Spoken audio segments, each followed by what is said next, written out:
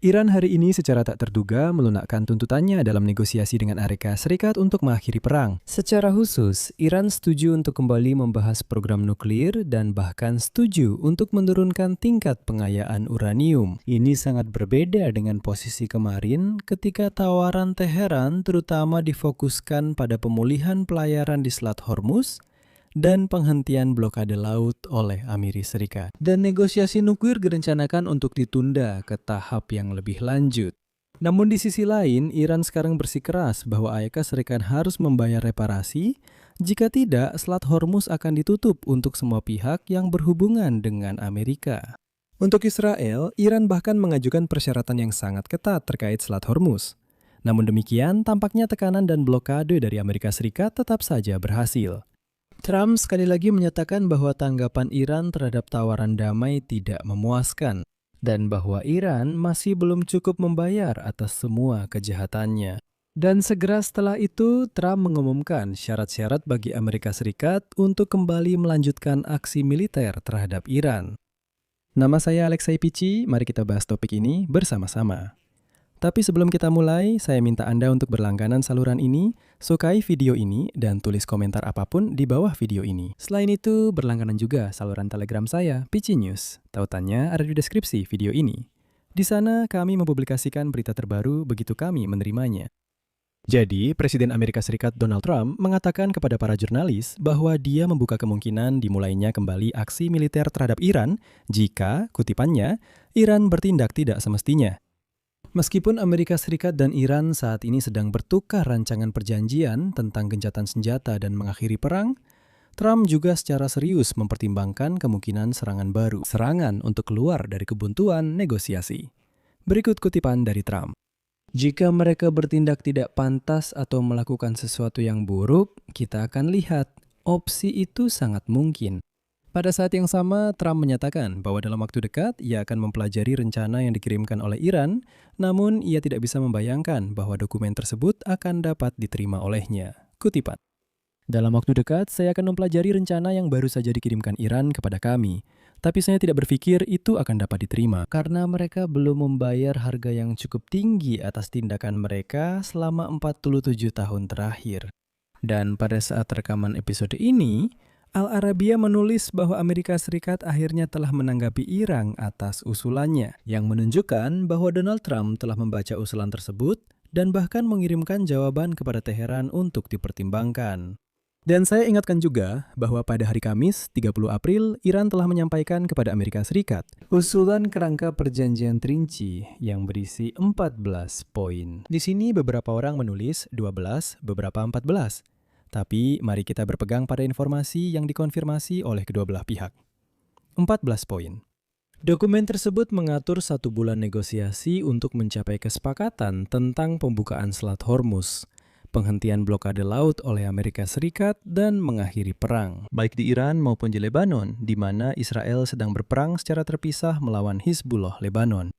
Setelah itu, yaitu dalam waktu 1 bulan, hal ini diputuskan, kemudian 1 bulan lagi dialokasikan untuk negosiasi mengenai program nuklir Teheran. Di sini harus diakui bahwa waktu tidak berpihak pada Donald Trump maupun Iran, tetapi dampaknya lebih berat bagi Iran. Menteri Keuangan Amerika Serikat Scott Bessent menyatakan hari ini bahwa Amerika Serikat menekan kepemimpinan Iran melalui blokade ekonomi bersamaan dengan operasi militer Amerika Serikat. Selanjutnya, kutipan dari Bessent.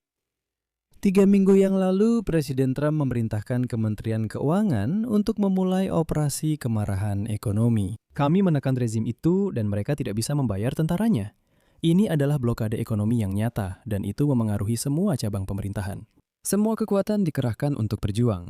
Jadi pada dasarnya, Amerika Serikat memutuskan untuk benar-benar menekan ekonomi Iran agar memaksa Korps Pengawal Revolusi Islam menyerah. Karena para pemimpin negara itu benar-benar tidak akan mampu membayar para militan mereka. Tapi kenapa saya bilang waktu juga tidak berpihak pada Trump? Masalahnya, Scott Bessent yang sama mengatakan bahwa harga energi yang saat ini melonjak tajam karena perang di Timur Tengah bisa saja turun pada akhir tahun ini. Menurutnya, harga minyak setelah konflik ini berakhir akan jauh lebih rendah, tapi tidak langsung. Semakin lama perang berlangsung, semakin lama pula pasar akan pulih. Namun sudah jelas sekarang bahwa Partai Republik Donald Trump menghadapi pemilihan setelah Kongres Amerika Serikat dengan harga bensin yang tinggi, yang secara historis memengaruhi suasana elektoral di Amerika Serikat. Dan hari ini, saluran TV Al Arabiya baru saja melaporkan bahwa Iran telah meninggalkan beberapa persyaratan lamanya dan setuju untuk memasukkan program nuklirnya dalam negosiasi dengan Amerika Serikat, yang menunjukkan adanya perubahan. Jika dibandingkan dengan penekanan sebelumnya untuk menunda penyelesaian masalah ini. Secara khusus, Iran setuju untuk membahas program nuklirnya pada tahap pertama negosiasi dalam bulan pertama, dengan menawarkan untuk membatasi pengayaan uranium hingga 3,5% dan secara bertahap mengurangi cadangan uranium yang telah diperkaya. Menurut sumber, proposal yang telah direvisi juga mencakup tawaran untuk secara bertahap membuka kembali Selat Hormuz sebagai imbalan atas pencabutan blokade Amerika. Sementara itu, Teheran telah membatalkan tuntutannya untuk penarikan pasukan Amerika dari wilayah Timur Tengah. Dan menurut sumber, sebagai gantinya, Iran kini berupaya menghentikan penumpukan kekuatan militer AS di sekitar perbatasannya, serta mendapatkan jaminan internasional terhadap serangan di masa depan. Menariknya, pelunakan posisi seperti ini di Teheran terjadi setelah Presiden AS Donald Trump sebelumnya menyatakan bahwa ia belum mengetahui secara pasti rumusan awal usulan Iran, namun kemungkinan besar tidak akan menerimanya karena menurutnya, Teheran belum membayar harga yang cukup tinggi atas semua kejahatannya. Dan setelah pernyataan tersebut, di Iran kabarnya mereka semakin melonggarkan persyaratannya. Namun demikian, Iran tetap berusaha mendapatkan keuntungan maksimal dari kesepakatan yang akan datang.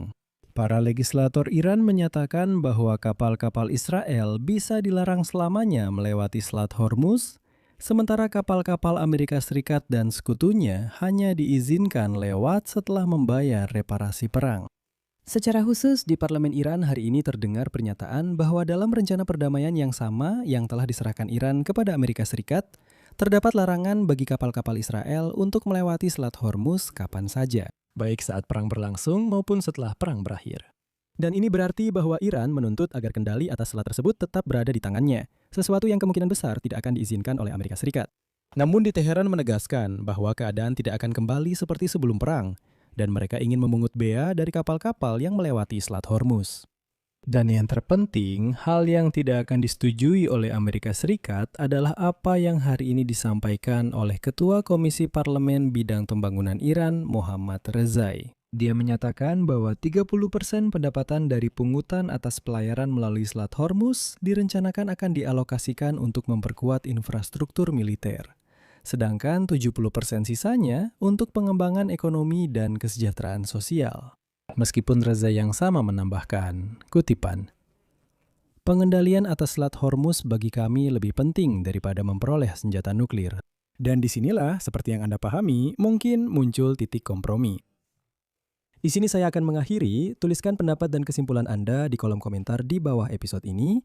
Jangan lupa subscribe channel ini, tekan lonceng, dan jangan lupa beri like. Selain itu, jika Anda ingin mendukung kerja saluran YouTube ini, Anda bisa melakukannya dengan donasi apapun atau berlangganan sponsor berbayar melalui tautan dan informasi yang ada di deskripsi video ini. Saya akan sangat berterima kasih atas dukungan apapun dari Anda.